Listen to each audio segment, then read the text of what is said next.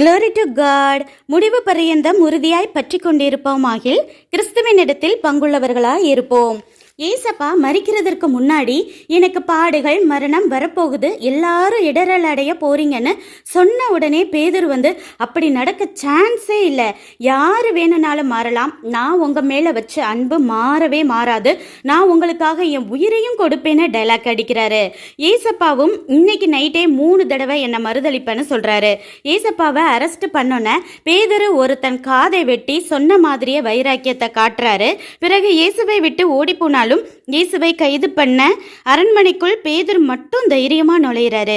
ஆனால் இயேசுவை அடிக்கவும் துன்புறுத்தவும் ஆரம்பிச்ச உடனே சூழ்நிலை ரொம்ப மோசமானதும் உயிர் பயம் வந்த உடனே இயேசுவை யாருனே தெரியாதுன்னு சொல்லி சபிக்கவும் சத்தியம் பண்ணவும் செஞ்சு பின்வாங்குறாரு.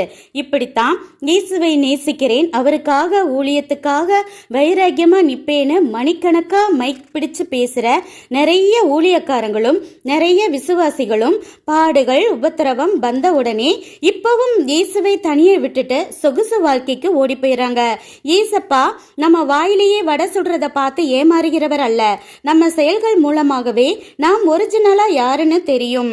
தேவனுக்கு விரோதமான பாவங்களை செய்ய ராஜாவே உத்தரவிட்டாலும் எங்கள் தேவன் எங்களை காப்பாற்றவே இல்லைனாலும் மரிப்போமே தவிர தேவனுக்கு பிடிக்காததை செய்ய மாட்டோன்னு சொல்ற அனனியா, அசரியா, மீஷாவேல், தானியேல், எஸ்தரைத்தான் தேவன் தேடுகிறார்.